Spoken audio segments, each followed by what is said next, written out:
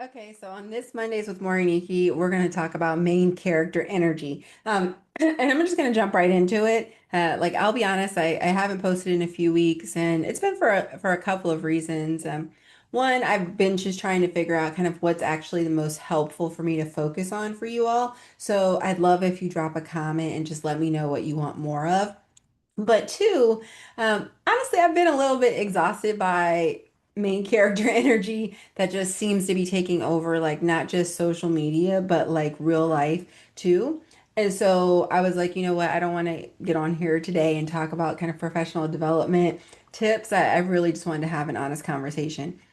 And in all honesty, like some of y'all are doing too much.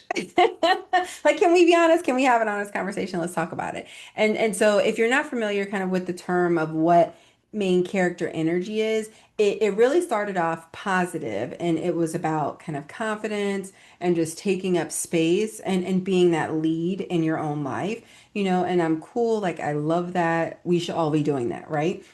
Excuse me, but like with most things, people took that train and ran smooth off the rails with it. And I mean, in some respects, it is train wreck city. And so what we're now seeing is less about self-confidence and more about self-centeredness.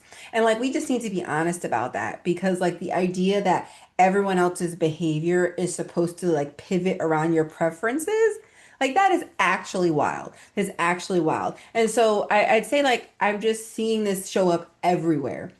I'm gonna focus on one place in particular because it's top of mind, and that's the gym because your girl's been putting in that work. Hello, but it's like the filming culture is a perfect example of this right now in the gyms, and it's gotten out of control. And it's not everyone who's filming, and so have all the seats before you get offended. But if you're being honest, there are a lot of people who are recording themselves, and then they get mad for like the fact that another human being like walked by, and realistically, like the gym, everyone's paying to be there. So you don't have like a right, you don't have like, you're not paying rent for this corner and where you set up your tripod and not everybody needs to pivot. It's like, you're in a public space, ma'am. Like everybody is not an extra in your content reel. And let's be clear, my corporate people, you are not off the hook because you're like, oh, that's just the gym. But what I see a lot happening with my folks in the corporate space is that your poor planning is now becoming someone else's emergency. And to be clear, like your poor planning is not an emergency on my part. It's not an emergency on your direct reports part. And so some of y'all are expecting literally everyone to just drop everything because you waited to the last minute. And that is the same thing, just in a different context. It's still this main character energy that everyone needs to pivot because you've decided to join the party, right? And so this is like your boss sending you something at 5 p.m. on Friday saying it needs to be done first thing Monday morning. Or it's the requests that come in like, hey, I meant to send you this last week, but sorry, forgot, but it's due now. And so it's just like, no, it's enough. And I think that what happens is that we get so consumed with our own narrative that we stop paying attention to how our actions impact other people and how we can completely like shift someone else's day, just like someone else's stress levels, even someone else's bandwidth by how we are showing up and how we're interacting. Because realistically, I hear a lot of people talking about, folks are not respecting their time. But like, let's be honest, like you don't respect other people's time. You saying like people don't respect your boundaries, but you don't respect other people's boundaries. Folks are saying, "Oh, I don't like how this person came at me. They're talking to me wrong." But like your delivery stays disrespectful.